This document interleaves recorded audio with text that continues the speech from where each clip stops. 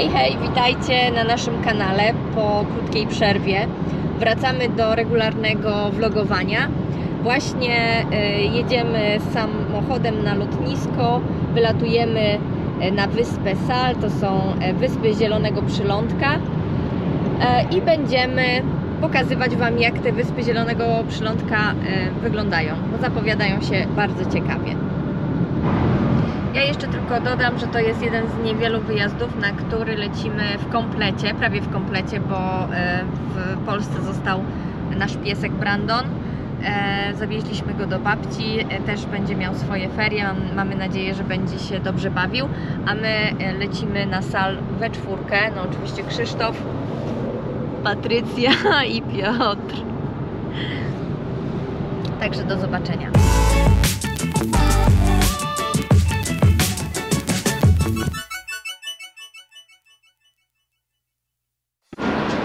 No dobra, dotarliśmy na parking, jesteśmy już na parkingu przed lotniskiem Chopina w Warszawie.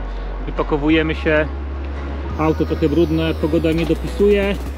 Jak widzicie, mamy takie stroje bardziej letnie, ale wypakowujemy walizki i ruszamy na lotnisko.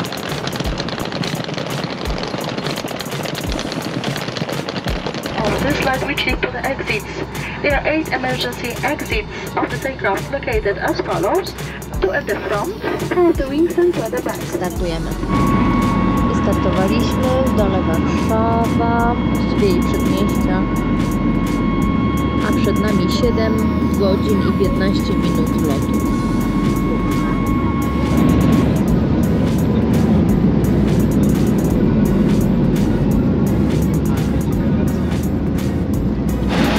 No i właśnie przylecieliśmy na wyspę Sal. No i idziemy na odprawę.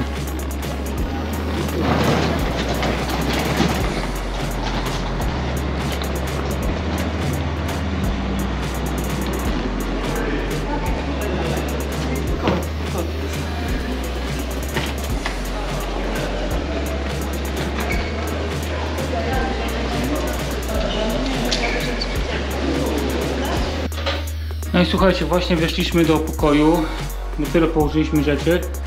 No i muszę przyznać, że pokoje wyglądają naprawdę fajnie.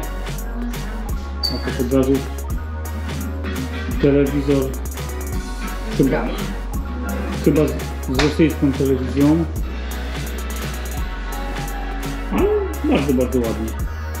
Bardzo ładnie, bardzo fajna kolacja też, także początek nasz tutaj w hotelu. Jak na razie wypada bardzo fajnie. Ale więcej opowiemy i pokażemy Wam jutro, bo jesteśmy już bardzo zmęczeni. Chcemy się jeszcze przejść po hotelu, zobaczyć co gdzie jest. No a takie prawdziwe rozpoznanie będzie jutro. Ale mamy super balkonik. To jeszcze Wam pokażemy balkonik. Idealna temperatura do życia. O, fajnie. O, jakiś cudowny wiatr. Jak przyjechaliśmy, to było około 21 stopni, może być około 20 teraz. Może całkiem przyjemna temperatura. Zdecydowanie przyjemniej niż na Zanzibarze tylko że. No dobra, to wracamy i widzimy się jutro.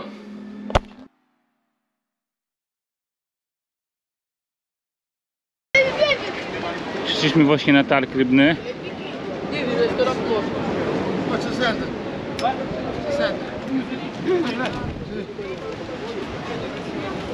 Ujka. Możecie zobaczyć, jak pięknie wygląda tu plaża. Super. Kilku surferów w tle. Dalej kitesurferzy. Psy. Fajnie. Plaże tutaj są naprawdę prześliczne. No może nie takie rajskie jak na Zanzibarze, ale naprawdę ładne też.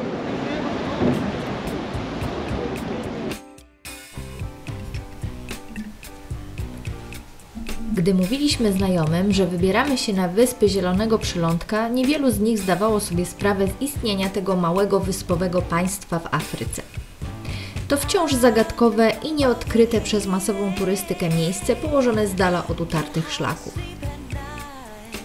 Celem naszego wyjazdu stało się Sal, czyli jedna z wysp Cabo Verde, zagubiona w odmętach Oceanu Atlantyckiego. Sal to najbardziej turystyczna część wysp Zielonego Przylądka. O jej charakterze nie zdecydowały jedynie walory naturalne, takie jak piękne piaszczyste plaże. Duże znaczenie dla rozwoju wyspy miało wybudowane w czasie II wojny światowej lotnisko, które stało się na długie lata jedynym międzynarodowym portem lotniczym archipelagu.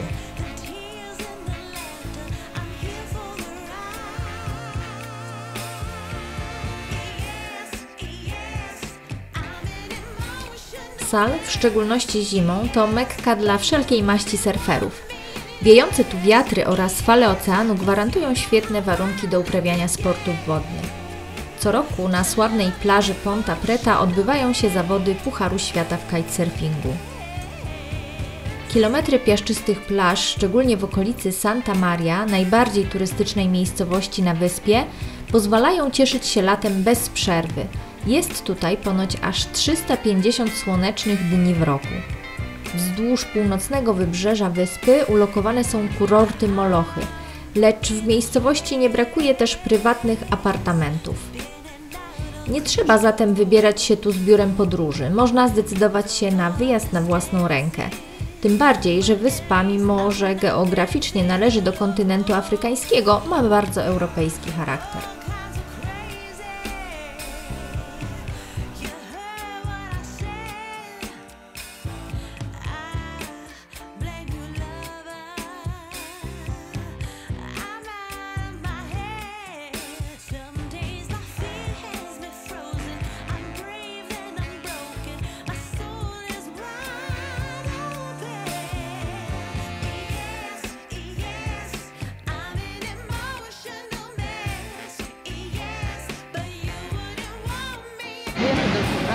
Dlaczego?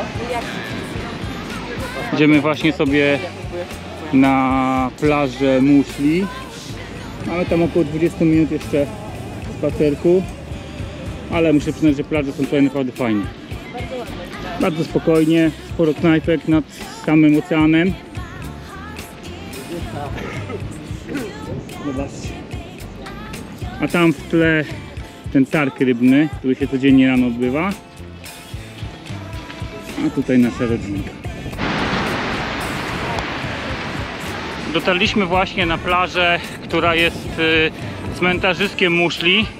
Zaraz Wam ją pokażemy, ale jest to kilkaset metrów plaży, która jest usłana muszlami, w większości połamanymi. Zresztą zobaczcie sami. Pełno muszli, to takich naprawdę dużych.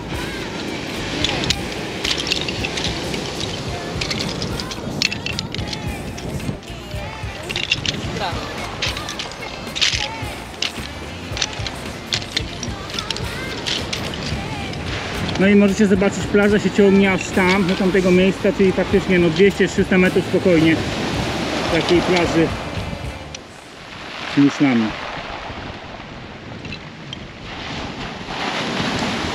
A w tle kitesurferzy, pięknie.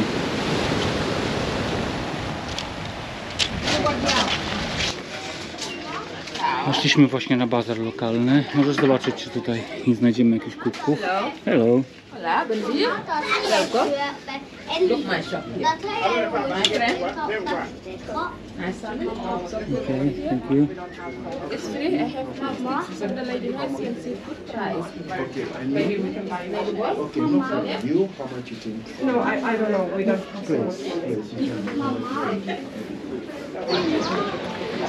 Byliśmy sobie właśnie potwierdzić nurki. W poniedziałek idziemy w trójkę nurkować. Bez Piotra, bo nie chciał iść z nami. Może jeszcze się wybierzemy kolejnego dnia, albo jeszcze w środę. Patrycja na pewno będzie chciała iść jeszcze raz. A tutaj zobaczcie, jak fajnie wyglądają sklepiki.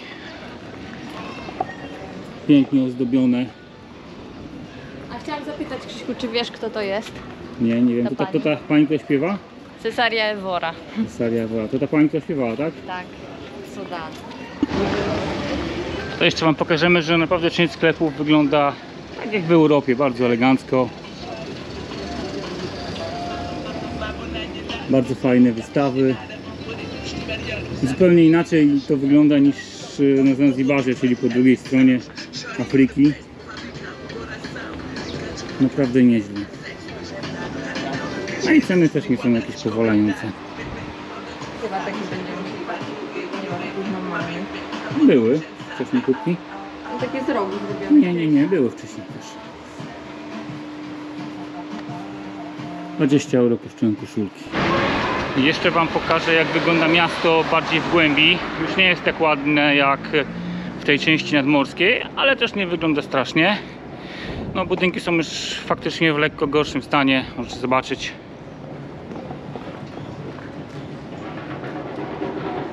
Ale też chyba nie ma tragedii.